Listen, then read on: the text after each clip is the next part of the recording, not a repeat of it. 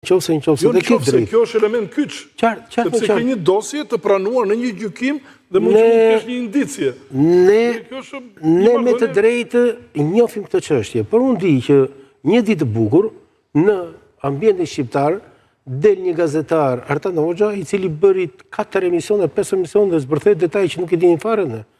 Po që janë detajet e jetës të gjallë në Tropoj dhe jetës të gjallë të zgjesimit të Fisit Taklej.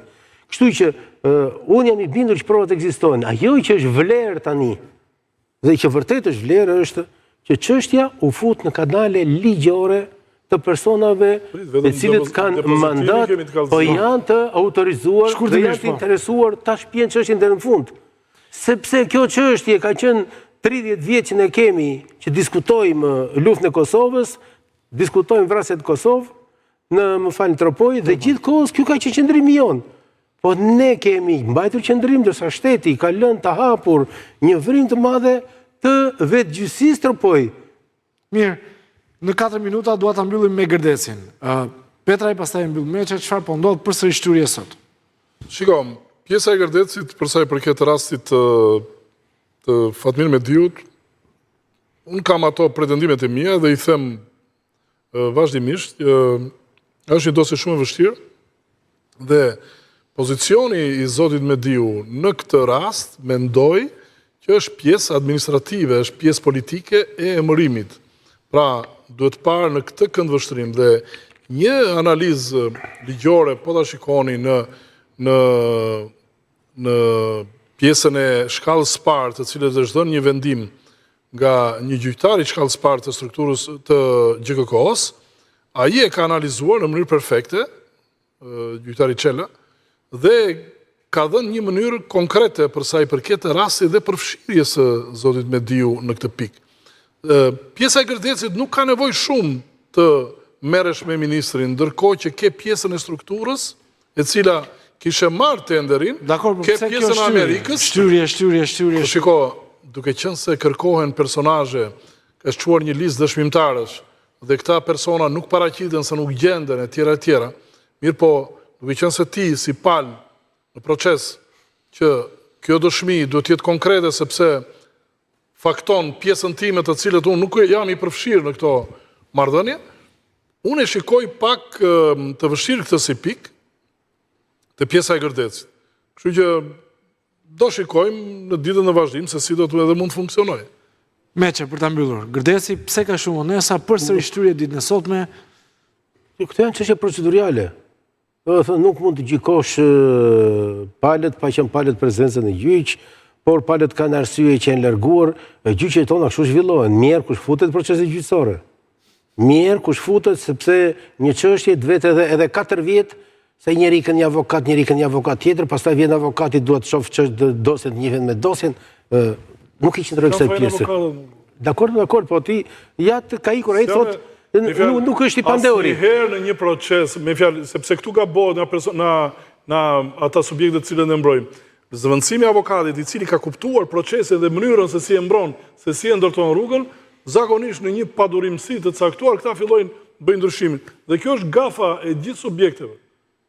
Sepse unë di një rast sot që kërkohet tjetri për ekstradim, ndërkohë që s'është ai person gjykata thotë jetë ti.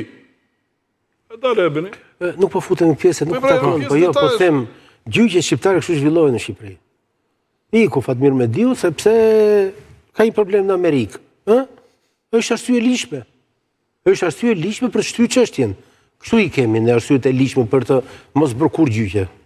Dhe për t'i shpënë pastaj në kalendër. Kemi eksperjenca për këtë pusa do, por ku do t'i qëndroj? A thua ky gjyq nxori të vërtetën e Gërdecit? Dhe mua ajo që më shqetëson është që do mbyllet çështja e Gërdecit pa u zbuluar e vërteta. Dhe ky gjyq është manipulimi më i madh që po i bëhet të vërtetës Gërdecit. Sepse gjyqi u kthyen çështje administrative, ke emrove, ke s'emrove. Pse emrove atë, pse s'emrove këtë? Ndërkohë kur Gërdeci nuk është ky. Gërdeci është trafiku i madh. Është vjedhja e madhe e pasurisë. Janë zhduk nga depot e Shqipërisë miliarda euro që i takonin këtij populli. Janë 10 miliarda euro dhe ne po përfundojmë në një gjyq i cili fali një këmbgulje të Durdës, fali këmbgulje, Po ka person të penalizuar i cili nuk e di si të penalizohet, që është ministri. Pa është ai autoritet i gjithë i procesi? A mos autorët e vërtet, dhe unë jam absolutisht i prerë në këtë rast, që autorët e vërtet Gërdecit, jo vetëm që nuk janë penalizuar, po përkundrazi, sot tallën dhe me ne duke dëgjuar, sepse e vërteta ju vu ka pak me këtë gjyq. Dhe ky gjyq nuk është gjyqi i Gërdecit, ky është gjyqi i mbylljes së pamerituar të Gërdecit. Autorët e vërtet kush kanë qenë? E kemi thënë kush ka qenë.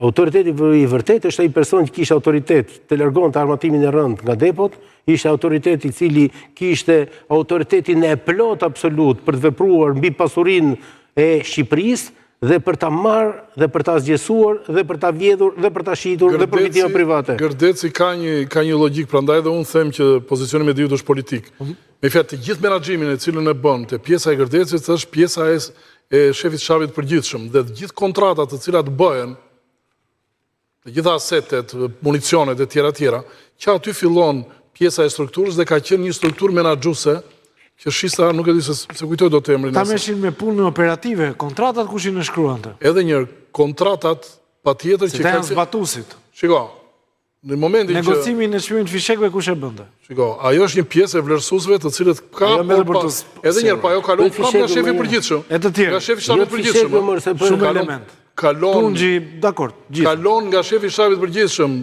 Ministrinë e Mbrojtjes sot e menaxhon shefi i shtabit përgjithshëm. Dhe pjesa e ministrit është pjesë politike, siç është në çdo vend.